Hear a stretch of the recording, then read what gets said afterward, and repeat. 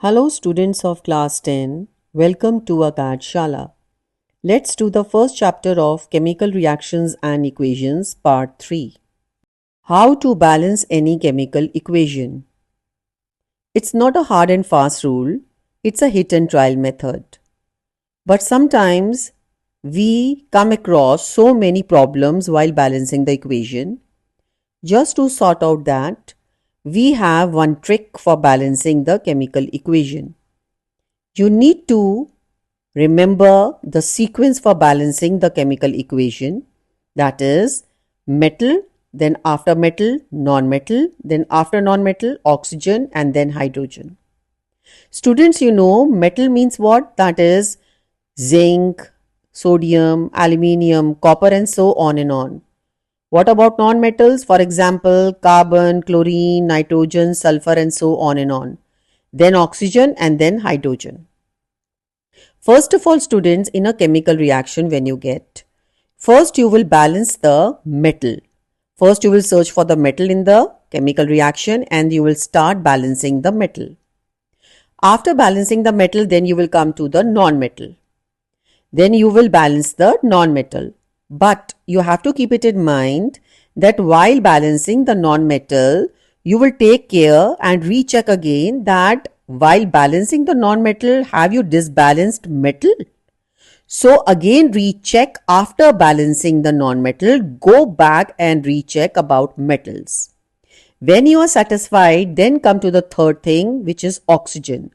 Now you must be wondering, ma'am is saying non-metal, but oxygen is also a non-metal.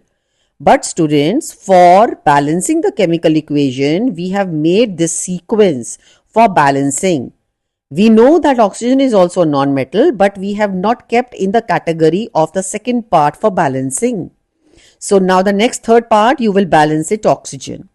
But again, you have to recheck. While balancing oxygen, again go back and check whether balancing of oxygen, if you have done, whether you have disbalanced non-metal and metal again.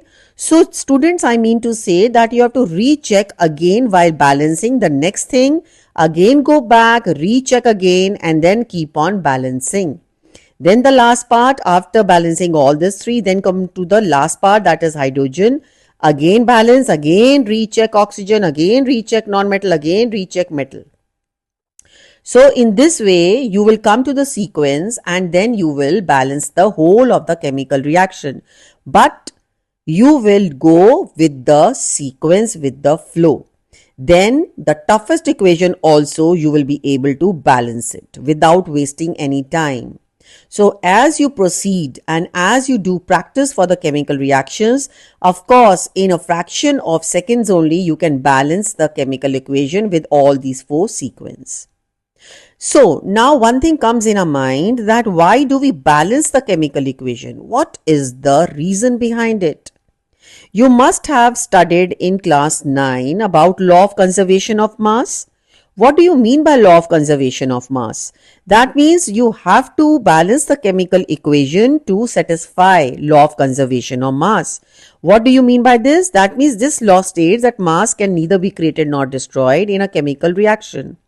Thus, the total mass of the reactant should be equal to the total mass of the product. So, this is only possible if the number of atoms of each element on both the sides of the equation is equal. Now, what are balanced and unbalanced chemical equation? What do you mean by this? Now, balanced chemical equation, I have told you, that means on both the sides when the number of atoms are equal. And unbalanced means that is the skeletal equation when the atoms on both sides are not balanced. And the unbalanced chemical equation is also known as what? Skeletal equation. First chemical equation, that is carbon plus oxygen gives you carbon monoxide. First of all, we will again remember the sequence, what it was: metal, non-metal, oxygen, hydrogen. After this remembering about the sequence, then what we will do, the first step, that we will write down the number of carbon atoms on the left hand side and the number of carbon atoms on the right hand side. I have done this job beforehand. Now, again I will remember the sequence. First is metal. Do we see any metal over here? No. Then leave the first part. Second, do we see any non-metal? Yes, I see carbon. So what I will do? I will see carbon is 1 over here, carbon is 1 over here. So that means it is balanced already. It's done. Fine. Now the second comes, that is the third part comes as oxygen. Oxygen is 2 over here, but oxygen is 1 over here. So what I will do now? I will put 2 in front of CO. Right, children? So after putting 2 in front of CO, I see that oxygen is balanced, O2, and this is 2O. Right, children? But while balancing oxygen, I have to recheck that my carbon is balanced or I have disbalanced. So I will recheck my carbon also. This carbon is 2, but this carbon is 1. Oh God, while balancing oxygen, I have disbalanced carbon. That is why recheck is very, very important. So what I will do? I will put 2 in front of carbon also. Again recheck. 2 carbon, 2 carbon. 2 oxygen, 2 oxygen. Yes, I have balanced. Right, children? Now, certain rules to be, you have to keep it in mind is, whenever you are playing with the numbers to balance the chemical equation, the numbers you have to put it in front of compounds or in front of elements over here. You cannot put any number over here or in between, or you cannot erase any number whatever is written in the chemical equation. This is against the rule. So I mean to say that whenever you are putting the numbers you have to put it in front only and nowhere else at all. This is the only and only rule in balancing the chemical equation. You cannot put any number over here or in between the two atoms, or you cannot erase any number, or you cannot put any number over here. You have to only and only put the numbers in front of a compound or an element. Now let's take the second one, that is Mg3N2 plus water gives you MgOH whole twice plus ammonia. Now over here we are seeing that magnesium is 3 and magnesium is 1. First we will see the sequence metal, non-metal, oxygen and hydrogen. So metal is present over here. So magnesium is 3. So what I will do to make this magnesium 3, I will put 3 in front of magnesium hydroxide. Then after that, which is the sequence? That is non-metal. Do we have non-metal in this equation? Yes, we have. That is nitrogen. So nitrogen is N2 and nitrogen is N over here.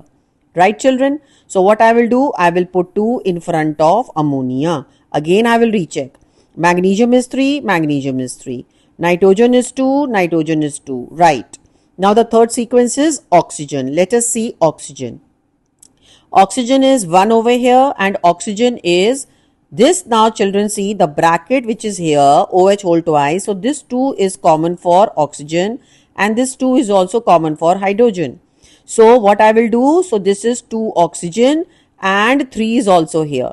So 2 oxygen is over here and 3 is also over here. So I will multiply 3 into 2, that is oxygen will come out to be 6. Right, children? So on the right hand side my oxygen is 6. But over here oxygen is 1 only. So what I will do, I will put 6 in front of water. Now again I will recheck. Magnesium is 3, magnesium is 3. Nitrogen is 2, nitrogen is 2. So 6 oxygen is here and 6 oxygen is here. That is oxygen is 2 over here and 3 2s are 6. Yes, oxygen is also 6 6 balanced. Now the last part comes out to be of hydrogen.